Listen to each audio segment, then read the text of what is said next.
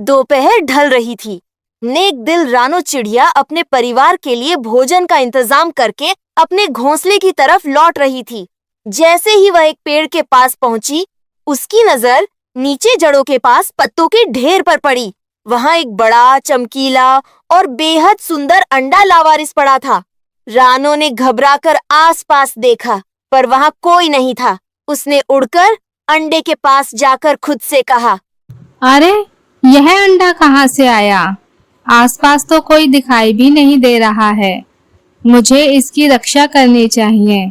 मैं इसे अपने साथ ले जाती हूँ।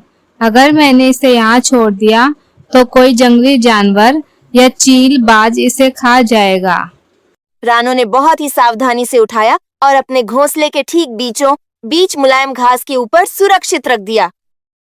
तभी आसमान में उड़ता हुआ उसका पति टुन्नू चिड़ा वहां आ गया और घोंसले में इतना बड़ा अंडा देखकर हैरान रह गया। अरे रानो, यह इतना बड़ा अंडा कहाँ से आया? यह हमारा तो बिल्कुल भी नहीं है। अगर किसी ने देख लिया तो कोई सोचेगा हमने इसको चुराया है। तुम इसे जल्दी से वापस कराओ। अरे आप शांत हो जाइए, ऐसा कुछ भी नहीं है। यह जंगल में लावारिस पड़ा था। मैंने सोचा अगर मैंने इसको ऐसे ही छोड़ दिया तो कोई जंगली जानवर या पक्षी इसे नुकसान पहुंचा देगा। अरे तुम सही कह रही हो। तुमने बहुत अच्छा किया। पर अब क्या करें? हम इसे हमेशा तो अपने पास नहीं रख सकते ना। इसके माता पिता चिंता करते होंगे। टुन्नू जी, मैं जंगल में जाती हूँ और सभी पक्षियों से पूछती हूँ यह अंडा किसका है। इतने आप इस अंडे का ख्याल रखिए। जब तक मैं आती हूँ आप इसकी हिफाजत करते रहिए। रानो चिड़िया घोंसले से तेजी से उड़ती है। रास्ते में एक बड़े बरगद के पेड़ पर गोरी कौवी बैठी हुई थी। रानो को इतनी तेजी से उड़ते देख उसने आवाज दी। रानो उड़कर उसके पास बैठ गई। अरे रानो बहन, कहाँ उड़ी जा रही हो इतनी तेज? सब खैरियत तो है ना? सब कुशल मंगल तो है? कुछ हुआ तो नहीं है? अरे गोरी बहन, क्या तुम्हारा अंडा खोया है या किसी को अंडे के लिए रोते देखा है? आज सुबह मुझे घोंसले के बाहर एक लावारिस अंडा मिला। मैंने उसे सुरक्षित अपने घोंसले में रख दिया है। अरे रानो बहन, ये तो तुम बहुत अच्छा काम कर रही हो, पर मेरा यह अंडा नहीं है। अभी तक तो भगवान ने मेरी झोली में कोई संतान का सुख दिया नहीं है और ना ही मैंने किसी को रोते हुए देखा है। अगर कोई मुझे दिखा तो मैं तुम्हें जरूर बताऊंगी। शाम को जब गोरी कौवी का पति कालू कौवा घर लौटा तो गोरी ने उसे रानो वाली सारी बात बताई। सुनते ही कालू कौवा लालच में भड़क उठा। अरे गोरी, तुम तो बुद्धू की बुद्धू रहोगी। जब इतना अच्छा मौका मिला था तो बोल देती यह अंडा मेरा है। जब उसमें से बच्चा निकलता तो हम उसे अपना बनाकर पाल लेते। हमें संतान सुख मिल जाता। अरे कालू जी, यह आप कैसी बात कर रहे हैं? हम किसी और के बच्चे को अपना बच्चा कैसे बना सकते हैं? उधर रानो उड़ती हुई मिट्ठू तोते और हरियाली तोती के घर पहुंची। हरियाली तोती ने भी मना कर दिया और मशविरा दिया। रानो बहन, तुम बंटी कबूतर और बबली कबूतरी से जाकर पूछो। कबूतरों के अंडे अक्सर घोंसलों से गिर जाते हैं। लेकिन तब तक अंधेरा हो चुका था, इसलिए रानो को अपने घोंसले में वापस लौटना पड़ा। रात को रानो अपने घोंसले में लौट आई, जहां टुन्नू बड़ी वफादारी से पहरा दे रहा था। टीनू जी, मैं सबसे पूछ आई हूँ, पर किसी को नहीं पता यह अंडा किसका है। आज रात इस अंडे की रक्षा हमें करनी होगी। कोई बात नहीं रानो, तुम अब आराम करो।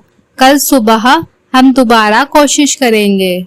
दोनों पक्षी आंखें बंद कर सो ही रहे थे कि अचानक आधी रात को अंडे में जोरदार हलचल हुई। उसमें से कट कट की आवाज आने लगी और अंडे का छिलका टूट गया। रानो और टुन्नू हड़बड़ाकर उठ बैठे। उस अंडे में से एक बच्चा निकाल आया था। टुन्नू और रानो हैरान हो गए। अरे वाह टुन्नू जी, देखिए सुबह सुबह इतना बड़ा चमत्कार, अंडे से बच्चा निकल आया है। अरे वाह रानो, देखो ये कितना नन्हा और प्यारा है। अभी इसके पंख नहीं है, इसलिए इसे पहचानना मुश्किल है यह किसका बच्चा है। हाँ, तब तक इसकी देखभाल हमें करनी होगी। आप जंगल जाके इसके लिए नरम दाने और फल ले आइए। मैं इसे अपने सगे बच्चे की तरह पालूंगी जब तक इसकी माँ नहीं मिल जाती। दिन बीतते गए। रानो और टुन्नू ने उस अनजान बच्चे को सगे माता पिता की तरह पाला। अब बच्चा थोड़ा बड़ा हो गया था। उसके सुंदर पंख निकल आए थे और वह सुरीली आवाज में चहकने लगा था। रानो, अब यह हमारा नन्हा मेहमान कुछ बड़ा हो गया है। अब इसके पंख भी आ गए हैं और उड़ने भी लगा है। अब इसे देखकर कुछ अंदाजा लगाया जा सकता है कि यह किस पक्षी का बच्चा है। टुन्नू जी, इसकी आवाज और रंग रूप देखकर तो मुझे ऐसा लगता है यह बुलबुल का बच्चा है। बुलबुल का घर इस जंगल से दूसरे छोर पर है। ऐसा लगता है इसी वजह से वो अपने बच्चे को ढूंढते ढूंढते यहाँ तक नहीं आ पाई है। मैं एक काम करती हूँ, मैं उसके पास जाती हूँ अभी। रानो फौरन उड़कर जंगल के दूसरे छोर पर उदास बैठी बुलबुल माँ के पास पहुँची। नमस्ते बुलबुल जी, मैं जंगल के दूसरे छोर से आई हूँ। क्या कुछ हफ्ते पहले आपका कोई अंडा खो गया था? हाँ बहन, मेरा तो जब से रो रो कर बुरा हाल है। मैं दाना लेने गई थी और कोई मेरे अंडे को चुरा ले गया। क्या तुम्हें इस बारे में कुछ मालूम है? हाँ बहन, वो मुझे एक पेड़ के नीचे मिला। अब उसमें से एक सुंदर बच्चा निकल आया है। आप मेरे साथ चलिए, वह आपका इंतजार कर रहा होगा। बुलबुल तुरंत रानो के साथ उसके घोंसले में पहुंची। वहां टुन्नू, चिढ़ा और वह सुंदर बुलबुल का बच्चा बैठे थे। अरे मेरा बच्चा! रानो बहन, टुन्नू भाई, मैं आपका किन शब्दों में शुक्रिया अदा करूं। अगर आप लोग ना होते तो मैं अपने बच्चे से दोबारा कभी नहीं मिल पाती। मेरा तो रो रो के बुरा हाल हो गया था। अरे बहन, इसकी कोई जरूरत नहीं। अब आप अपने बच्चे को ले जा सकती हैं और जब भी यहाँ आना हो तो इसे हमसे जरूर मिलवाइएगा। बहुत प्यारा बच्चा है आपका। बुलबुल अपने बच्चे को साथ लेकर खुशी खुशी उड़ जाती है और रानो, टुन्नू संतुष्ट मन से उन्हें देखते रहते हैं।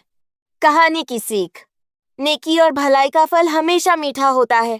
अगर हम किसी की मुसीबत में निस्वार्थ भाव से मदद करते हैं तो ऊपर वाला हमारी जिंदगी को भी खुशियों और सुकून से भर देता है।